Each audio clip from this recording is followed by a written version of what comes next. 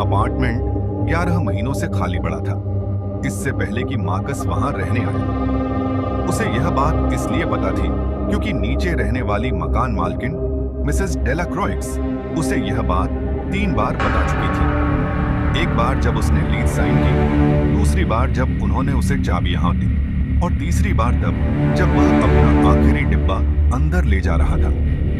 दरवाजे के चौखट पर हाथ टिकाए वह उसे देख रही थी। 11 महीने, उन्होंने कहा। उनकी आंखों में कोई ऐसा रहस्य था जिसे वह नाम नहीं देना चाहती थी।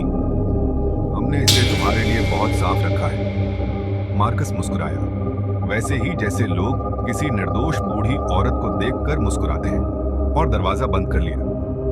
अपार्टमेंट सचमुच बहुत साफ था, असामान्य रूप से साफ, ऐसा साफ कि लगता था जैसे किसी चीज को छिपाने की कोशिश की गई हो। लैवेंडर की खुशबू के नीचे ब्लीच की हल्की गंध छिपी हुई थी। उसने खिड़की खोल दी और सामान खोलने लगा। अपार्टमेंट तीसरी मंजिल, कोने का फ्लैट।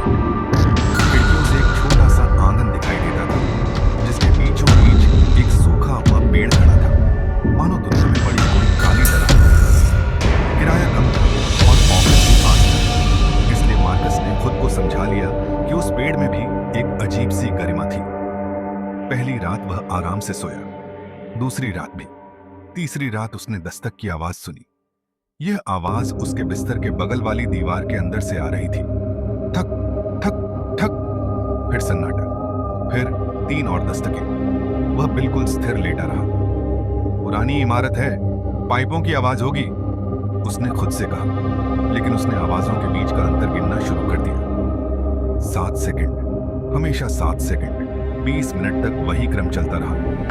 3 दस्तकें, 7 सेकंड, 3 दस्तकें, 7 सेकंड, फिर अचानक सब शांत हो गया। उसने फिर खुद को यह नहीं कहा कि यह पाइपों की आवाज थी, लेकिन उसने तय किया कि सुबह मिसेस डेलाक्रॉइक्स से पूछेगा। वह दीवार पर हाथ रखकर सो गया, किसी कंपन को महसूस करने के लिए। कोई कंपन नहीं था, बस गर्मी थी, और दीवार गर्म नहीं होनी चाहिए। सुबह उसने उनसे कुछ नहीं पूछा, उसे नहीं पता क्यों। वह उठा, कॉफी बनाई और खिड़की से बाहर देखने लगा। एक चिड़िया सूखे पेड़ पर आकर बैठी और तुरंत उड़ गई। वह काम पर चला गया। शाम को वापस लौटा। दरवाजा खोलते ही उसकी नजर एक ऐसी चीज पर पड़ी जो वहां सुबह नहीं थी। रसोई के काउंटर पर पानी से भरा एक गिलास रखा था, बस एक गिलास, किनारे तक भरा हुआ, कमरे के तापमान का पानी।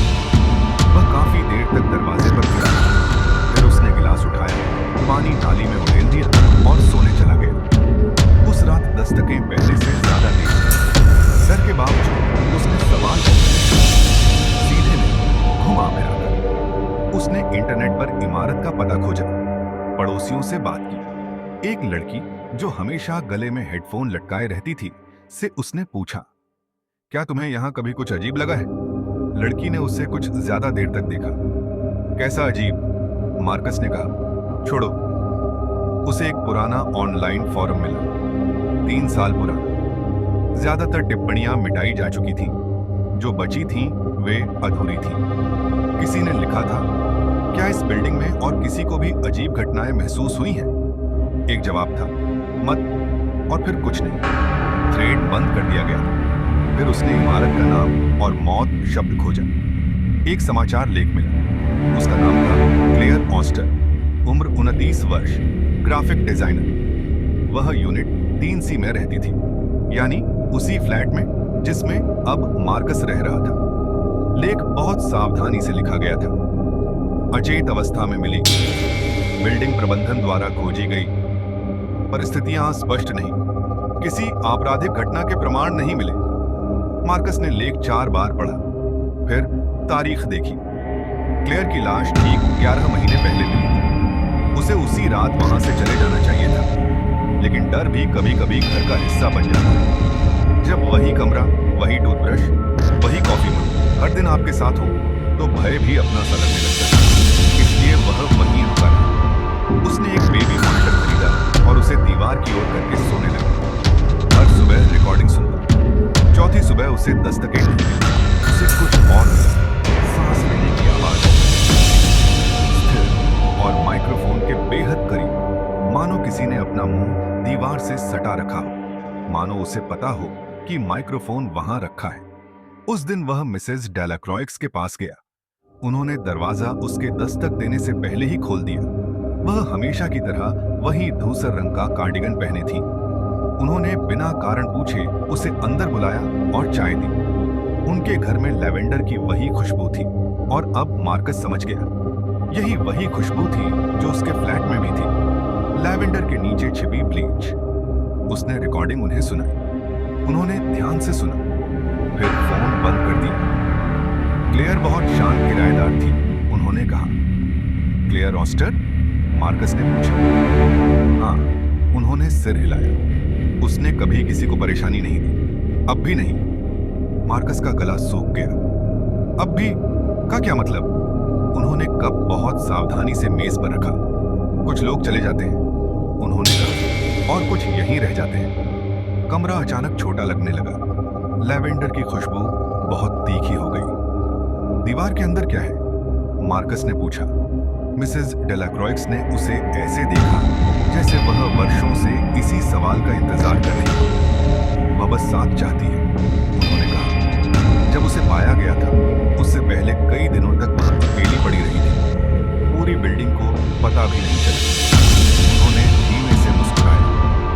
उसे अकेले रहना पसंद नहीं है। मार्कस खड़ा हो गया। मैं चाहती हूं कि तुम रुको, मिसेस डेलाक्रॉइक्स ने कहा।